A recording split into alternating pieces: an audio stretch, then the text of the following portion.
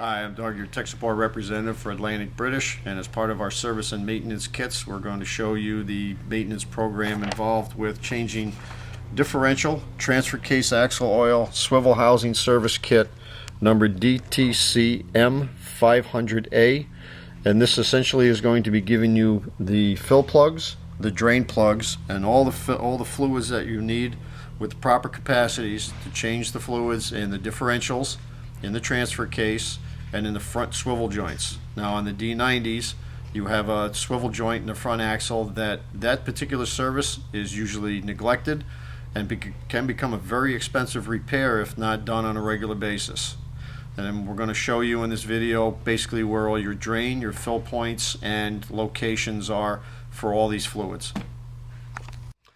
Alright, so we've showed you the kit, and now we're going to give you a walkthrough just to give you an idea where your drain plugs are and your fill plugs are for the front differential, the transfer case, rear differential, and then I'm going to show you the swivel ball fill plug. And on these, on the D90s, the swivel ball is a greasable design, so we'll have to do a partial disassembly to change the grease. Now, starting with the rear diff, you have a fill plug and a drain plug. Both are basically almost identical. And you would use a 1/2-inch drive, either a breaker bar or a long-handled ratchet, especially if for the first time coming out. They're going to be a little tough. They're going to be well seated, so you want to use about a 24-inch bar or a long-handled 1/2-inch drive ratchet. Again, you're just simply going to remove this plug, let it drain. When you're done, reinstall, wipe the plug off, clean it off, install it, fill at this point till your fluid just drips out. Put that plug in, you'll be done with the rear. Now, as we move up forward, we're going to go up to the transfer case. You have your drain plug here, and this is going to be a 17 millimeter or 11/16 wrench. Either will fit, but the 17's a better fit. You're going to take that plug out. It's going to drain the fluid, clean that off, reinstall it, and then here up top is your fill plug. And you're going to do the same, fill it until the level just drips out the bottom, and that's going to also require a 1/2-inch. And usually you find you're going to need about a 3-inch extension and a 1/2-inch ratchet, and you'll be able to remove and reinstall that plug. Moving up further, the front differential is going to be essentially the same as the rear. You have your drain plug on the bottom, 1/2-inch drive to remove, clean the plug, reinstall it. And then your fill plug will be up in the front, and you'll fill to the point where you're just dripping out the top of that. Clean that plug, reinstall it, and you'll be done with the fronts. Now, on the D90 and the 97, you have a swivel ball design. This is a greasable design, not oil. So you'll notice, like on some models, there's a drain plug on the bottom. This vehicle does not. There is no drain plug. On these, we're going to have to do a partial disassembly so that you can re-grease the pivot bearing. And we're going to show you how to do that in just a minute.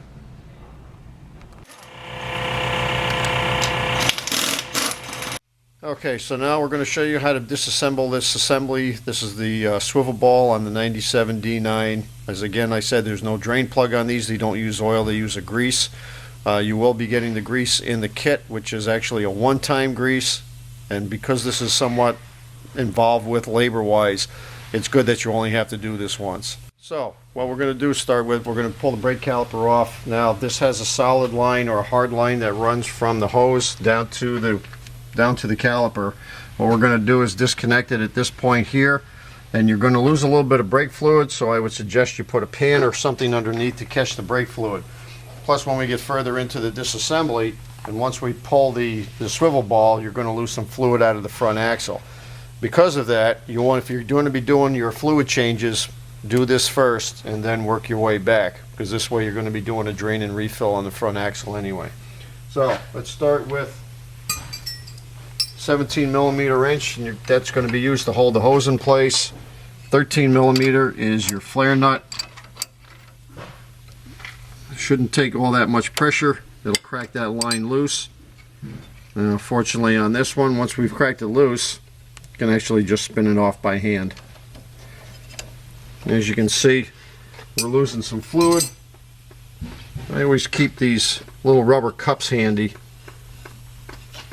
and they can be slid over the lines What that does is two things. Brake fluid is designed to attract and hold dirt and moisture.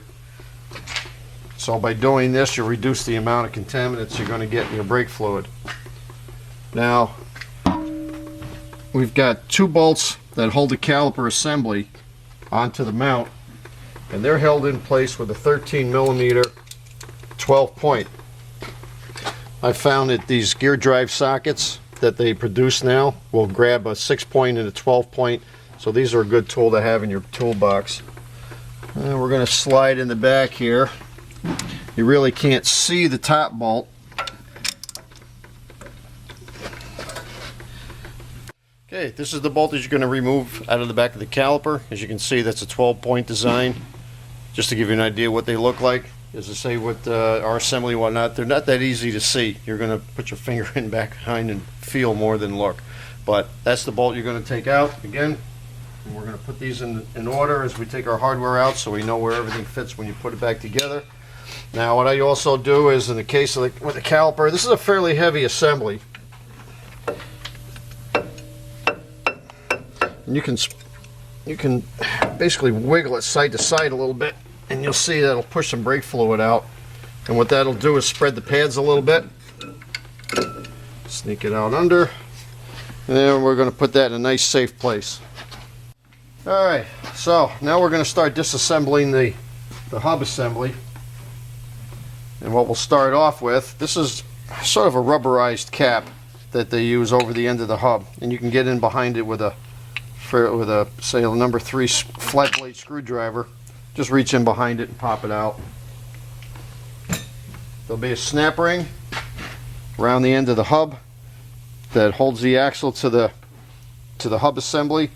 A pair of snap ring pliers. These are reversible. These are nice because then you can use these for both an outward and inward style clip. Set it in the holes. Spread a little bit. Put your hand right around that, so that if it should come off the snap ring, which always does, it'll pop off in your hand and not disappear somewhere in the shop or hit you in the forehead. Should be a thrust washer behind it. As I said, we're just gonna keep putting this stuff in order so that we know how to assemble. Now you'll see now your axle is loose in here. Next, we're going to take off the 5 bolts for the hub. And those are going to be 17mm or 11/16. Okay, so our 5 bolts are off. Now on this one, this comes out fairly easily. Now on yours, you may need to give it a tap with a hammer just to break things loose. There is a gasket on the back side. You can opt to replace it when you take this apart. It's always a good idea. If you take something apart with a flat gasket like this, you should also replace it. So behind it, we have a retainer nut for the hub assembly, fairly large nut with a lock plate back behind it. Now the lock plate you can get in behind with a screwdriver and bend that out so that you can access the other nut that's underneath this that actually applies the torque to the bearings. There's also a flattened area here when they assemble it that you can get in with a screwdriver and bend that down. Alright, so what we're going to do in this case, we're going to flatten out this plate using a small flat chisel and a medium-sized ball peen hammer. And all you need to do is just get that flat area away from the nut.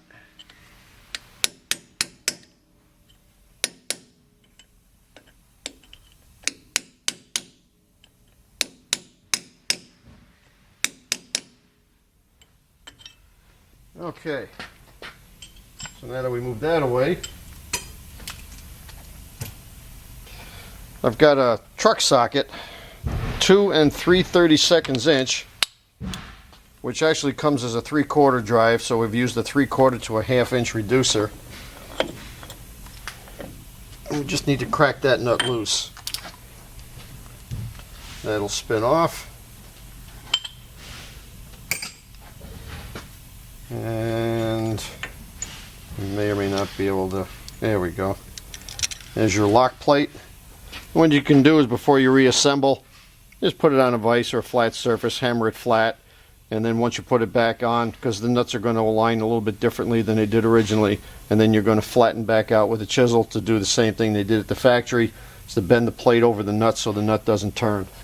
So now we're actually going to get to the nut that holds the hub assembly in, which is going to be the same size as the outer we just removed.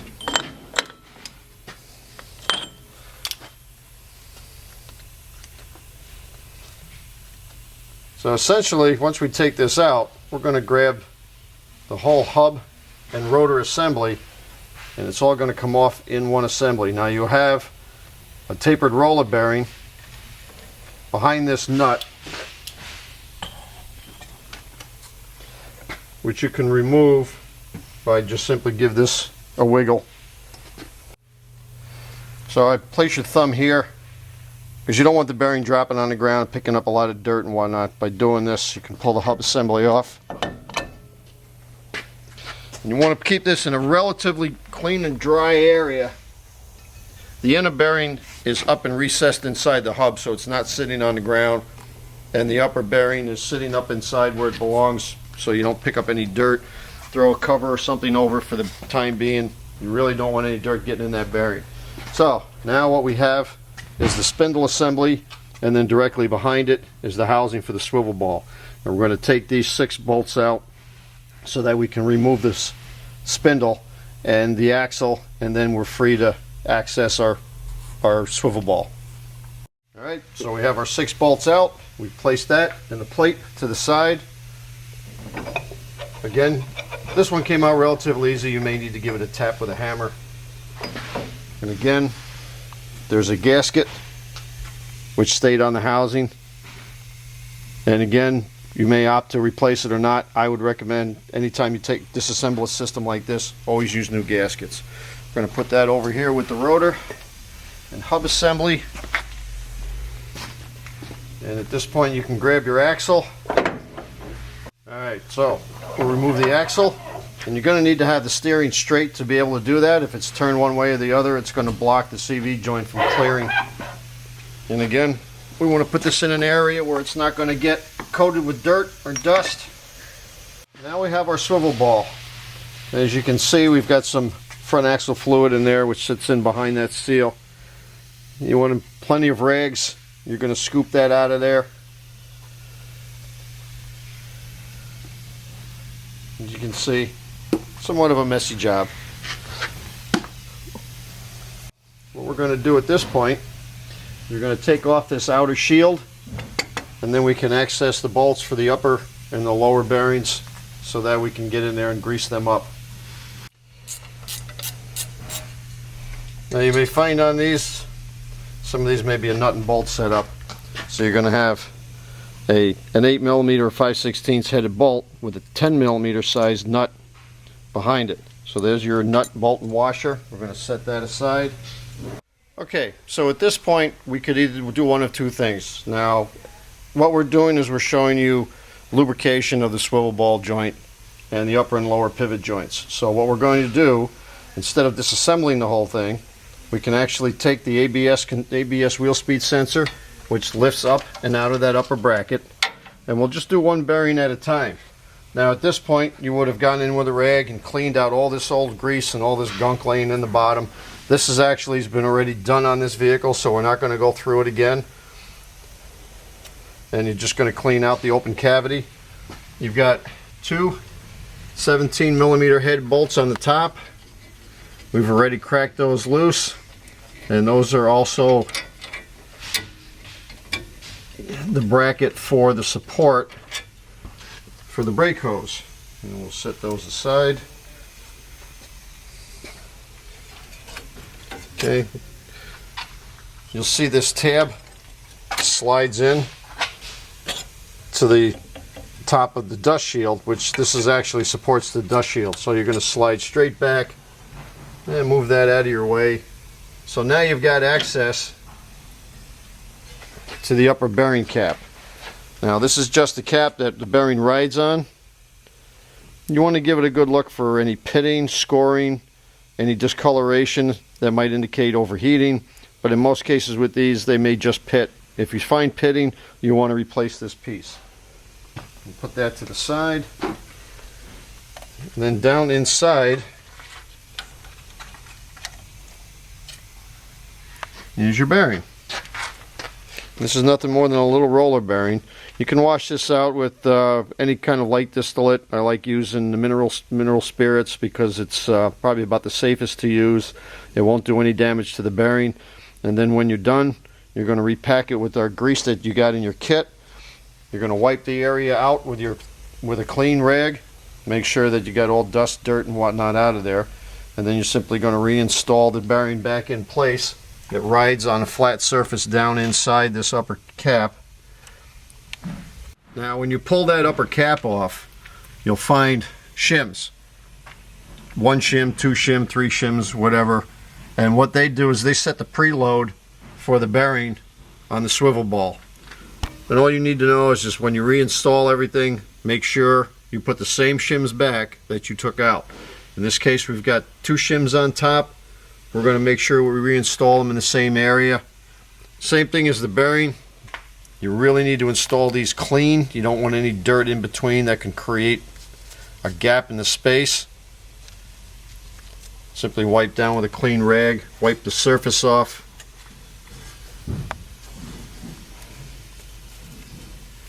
And then just line up your shims. We have the bearing down in place.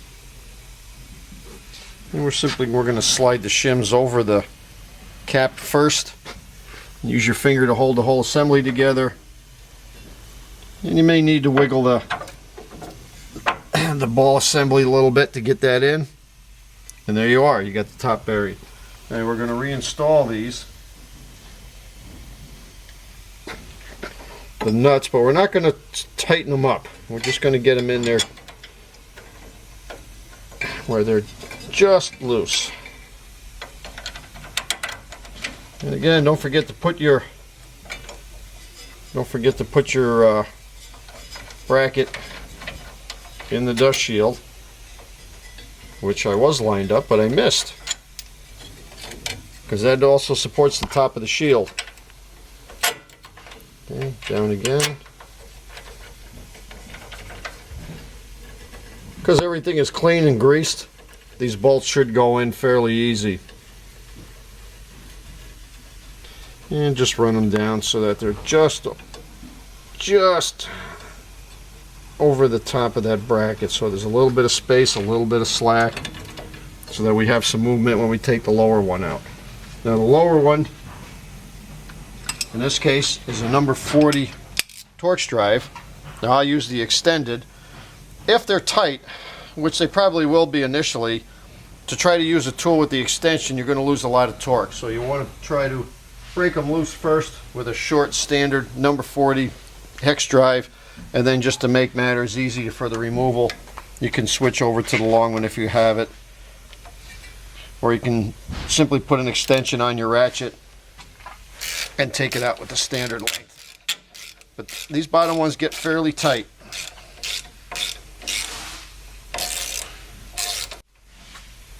Okay, that's essentially what that looks like. Now that's a specialty screw, so don't lose this. You will not be able to find a replacement.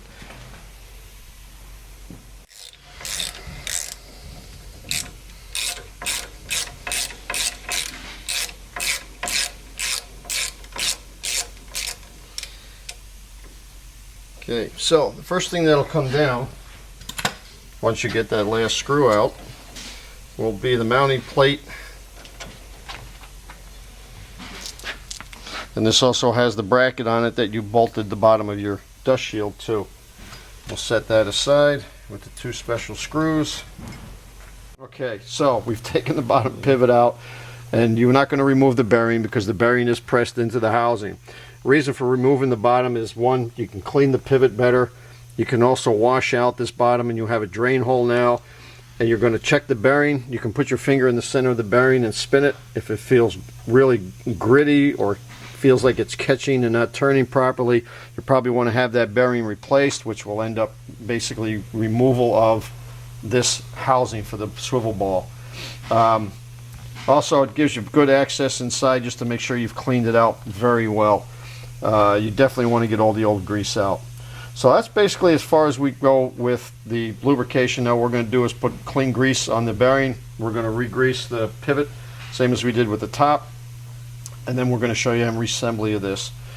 Alright, so we've got to the point we've cleaned everything out, lubricated. We're going to put it back together. If you find at this point you want to replace the swivel ball seal in the back, you really don't need to go much further with these. Is you would take the two tie rod ends apart. You're going to take the nuts and the cotter pins out. These will pop up. This will allow this to swivel free. Then on the inside you have 6 12-point headed bolts. I believe these are 13 millimeter. And what that does is then takes this whole assembly out. And this seal is held in by 5 more small bolts. They're going to be an 8 millimeter, and all this is going to slide off the back of the housing for the swivel ball, which bolts directly to the axle housing. And that's pretty much it. Then you can wipe down your swivel ball and replace your seal with the 5-6 bolts, and then reassemble the way you took it apart.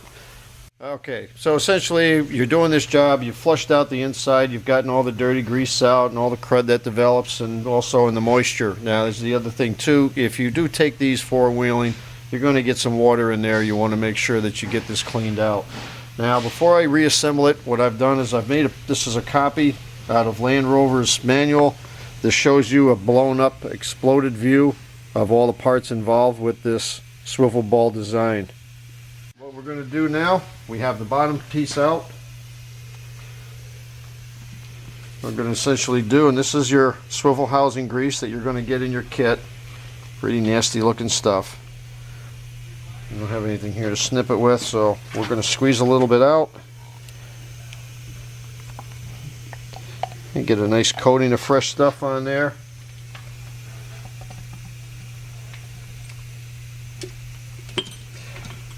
Now, the other thing that Land Rover recommends on these bottom bolts, and actually there's a couple others we'll mention that as we're assembling this, should put a little bit of sealant, and I'm using a silicone grade sealer. You can use black RTV, that'll work just as well. Apply some sealant to the threads so that you don't lose any of the grease through that, because the holes for these do run all the way up into the inside of the housing. Okay, screws in there. Remember that the weight faces the rear of the vehicle.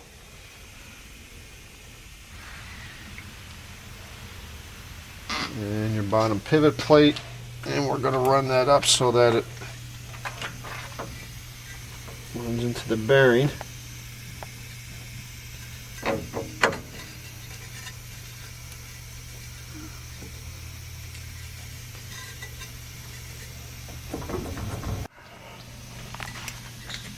Start your threads.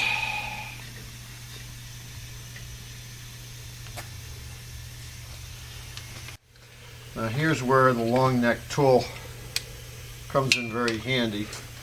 We're essentially just going to use that to run the screws up and seat that bottom piece.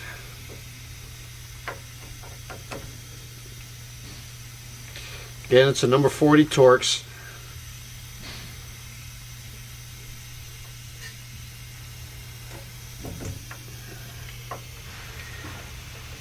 I'm going to do one side, then go to another. That keeps the bottom post fairly square. You don't want to cock it in the bearing.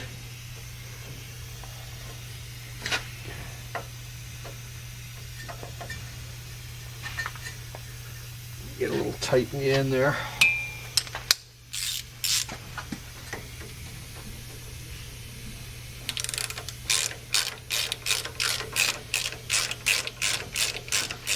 So that's all in nice and snug.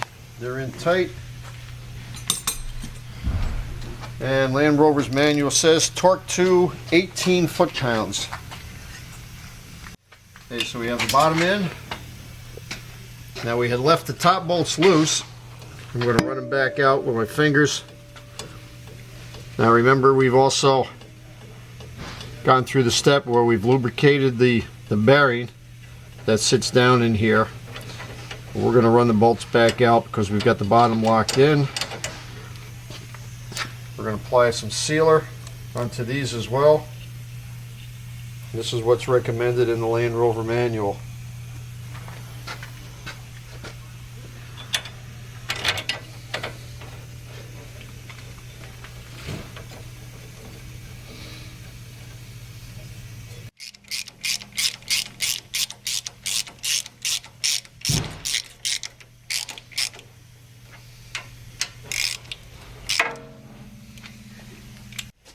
Okay, bolts are seated. Now these uppers, these are torqued to 48 foot-pounds, considerably heavier than the lowers.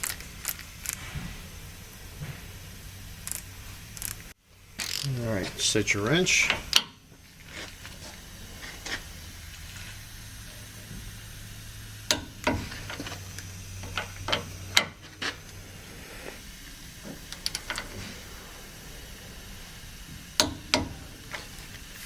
Foot-pounds.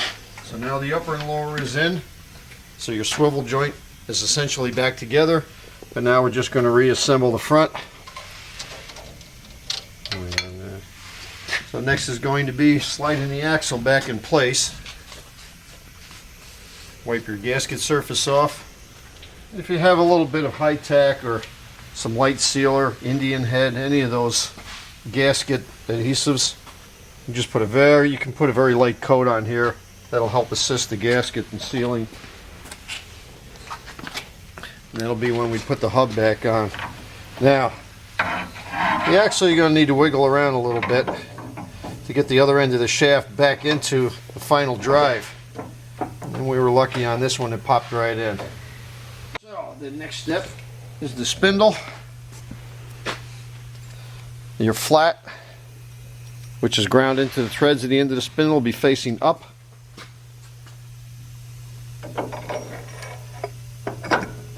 So we have the spindle back in place, 6 bolts on. Make sure you don't forget your spacer, your plate that goes over the top of this. We've got our torque wrench set, 48 foot-pounds, just like the top, same size bolt. And we're going to torque in a rotational pattern. So we'll go across.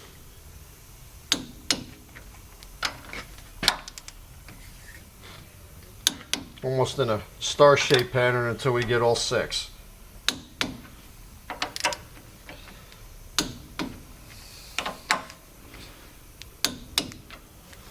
And those are on. Okay, so we have the don't forget the little bottom bolt, and this helps hold the dust shield in place. Bolt in the front, and then washer and nut on the inside. Again, 8mm on one side, 10 on the other.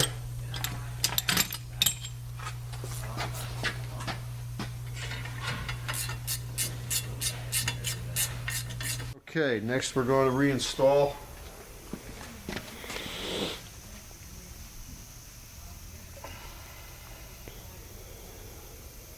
Now, when you go to put it back on, you have a tooth, basically, right here in the washer, which is over your tapered bearing. That tooth is going to line up with the flat that we just showed you earlier on that front spindle.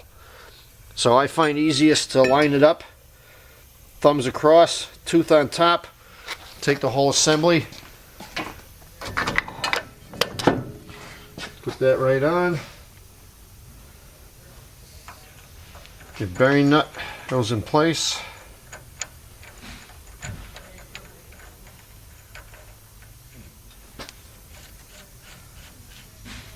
Now, before you put this on, you can opt to, this bearing comes right out. If you want to pack a little extra grease in that before you put it back on, this is a fairly freshly packed bearing, so we don't find the need to do it again.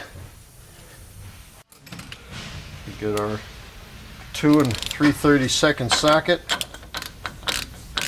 I'm going to turn that in until you feel it just come to a stop.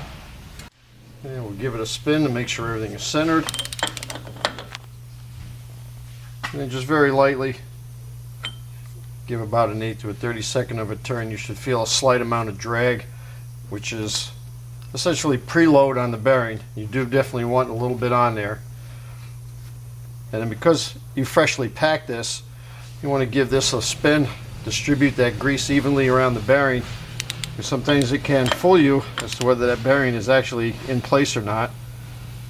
And we give a little push and that looks like she's good and snug and it's not going anywhere. So now you're going to install your lock plate. Don't forget that. Now this is, like I said, we've taken it over, we hammered it down flat again. You can reuse these a number of times. One more nut, which is your outer lock nut.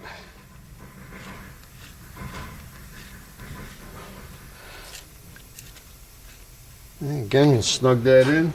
Now this one we're going to put a little bit more pressure on than we did on the inner, because this is here to lock up against and essentially double nut the inner nut so that they don't back off.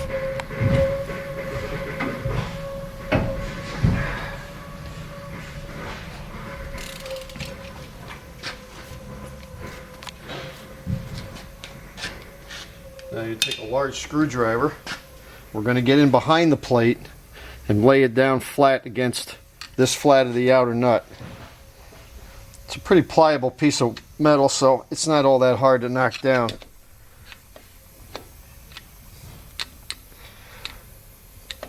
Okay, so now we've got it to the point we can get behind it with a cold chisel.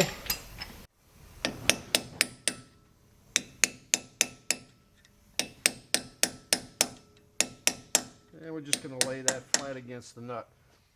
So once that's in place, nothing's going to move. That spindle isn't going to come rolling off there while you're going down the road. Now, as you can see, now your axle is still loose inside there. We got to get that outer link back on and the clip in the washer. And essentially at that point we'll be done, except for get the brakes back on. Okay, so we are there. Outer hub, and again, wipe your gasket material down. If you have a little bit of sealer like a high tack or an Indian head, it's not a bad idea to just put a very thin coat on there. Doesn't have to be thick, doesn't have to be crazy. And we're going to set this, you turn, spin back and forth a little bit. You get on the end of the axle. You run a couple bolts in there and put your fingers back in behind there to help support the gasket. It's a very thin paper gasket. You go pushing bolts through there, you may end up ripping it, in which case you may develop a leak. Give them a spin to get them through the gas. Spin that so that the bolt holes line up.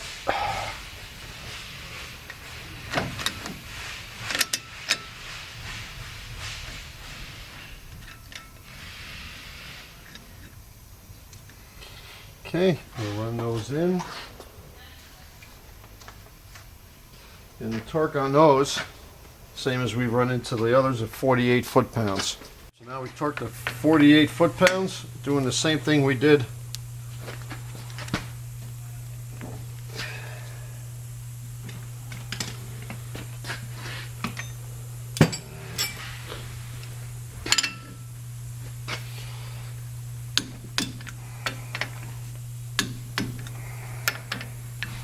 doing a star pattern. So you get a good even torque. Now you notice at the end of the axle ended up as it usually does, stuck flush. So we just take a magnet, pull her out. Don't forget our thrust washers. Now there was 2 that came off. Make sure you put the same amount on there. And this should still leave the groove at the end of the axle exposed, so we can put the snap ring in.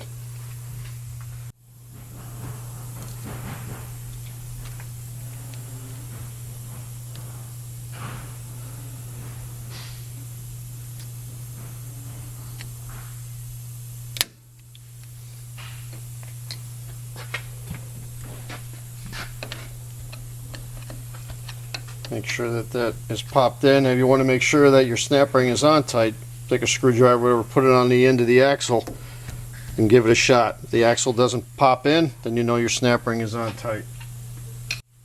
Take your little rubber boot,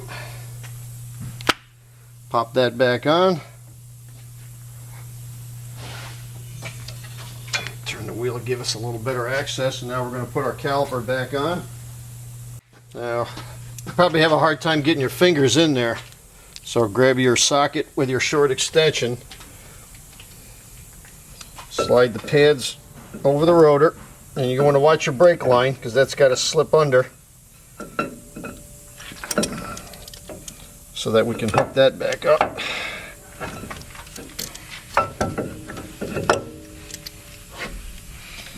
Do the bottom one first because that's the easier of the two to get at. You'll feel it pop in.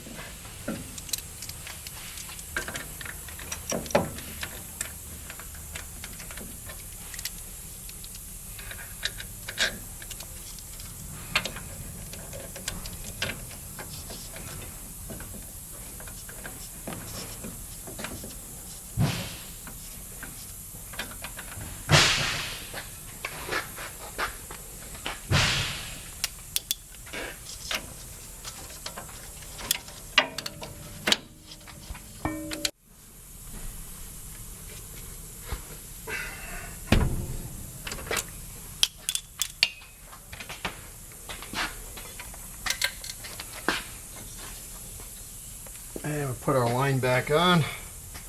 Now that little rubber boot that we put at the end of the brake hose saved us a lot of brake fluid, plus the advent that because this job takes this long, that had you run this completely dry, you might have also gotten some air up into the master cylinder. So this leaves some fluid in there that will make the bleed that you'll have to do a lot easier. Now we pop that off. And just wiggle the line enough so you can feel the ferrule start.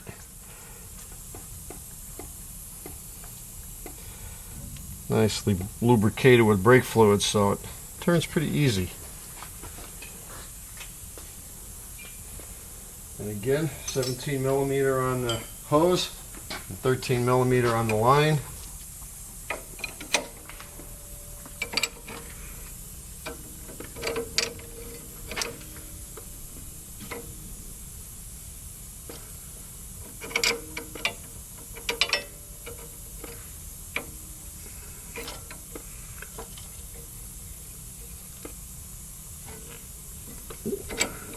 Just a good snug fit.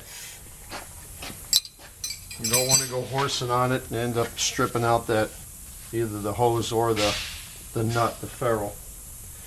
And then don't forget your ABS wheel speed sensor. And that you essentially just set in the hole and push it down until you feel it seat in. Now, all we need left to do is we got to get the air out of those brakes. Alright, so you're going to take a 7/16 or an 11 millimeter wrench, crack that bleeder open, and we're just going to let it sit for a few minutes and let the system push the air out of the caliper. When done, we're still going to have an assistant get in the vehicle and pump the brake pedals to do a final bleed just to make sure we have all the air out of it. Alright, and last but not least, now we've bled out our brakes, we've got our lines on, we've checked for leaks, we're making sure everything's nice and tight, and of course the last thing now is we're going to finish filling that swivel ball. Now what we've done is we've cleaned out the inside. We've put some lube on the upper bearing, we've put some lube on the bottom bearing, but we can't leave it at just that. Now specifications call for 0.60 pints of swivel housing grease, which is approximately just a little less than 2/3 of a pint. Our grease comes in a quantity of 370 grams, which is approximately 3/4 of a pint. So we're going to use just about 3/4 of this tube. Alright, we're going to cut our end off.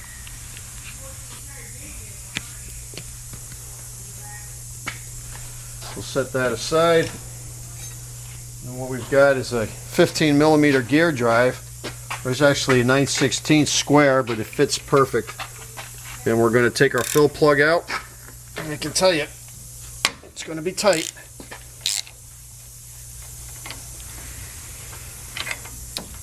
Now, this is the reason why we can't take this apart, or we can't drain this, because on these there is no drain plug. Get your grease towards the bottom of your bottle. Just simply insert that in and give a squeeze.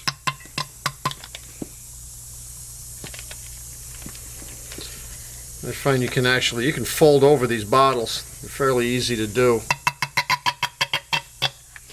And that'll essentially squeeze the grease out.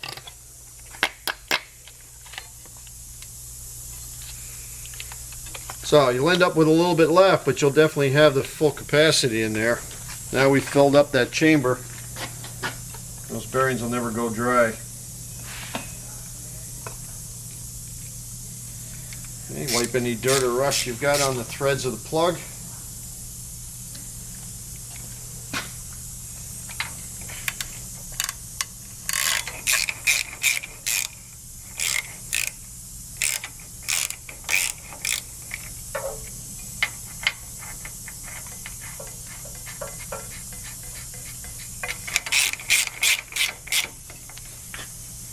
You want this good and snug. And that's it. We put our wheel back on, and then we'll do the other side, and you'll be set to go. Now, again, I do want to mention, if you do go four-wheeling and whatnot, and you submerge these vehicles in water, you will get water in this because it will pass through the seals. You definitely need to do this, especially more so in the cold weather. Should you get water in these, come the real cold weather, that water can actually freeze up inside and cause damage to the bearings and some of the internal parts. So again, this is a service that seems to get neglected on a lot of these vehicles. I do realize it's a bit of work.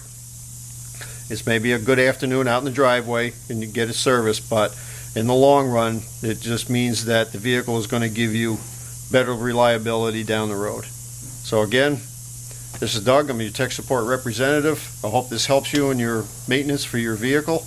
And should you need any of their kits, I would suggest you call any of our knowledgeable salesmen, 1-800-533-2210.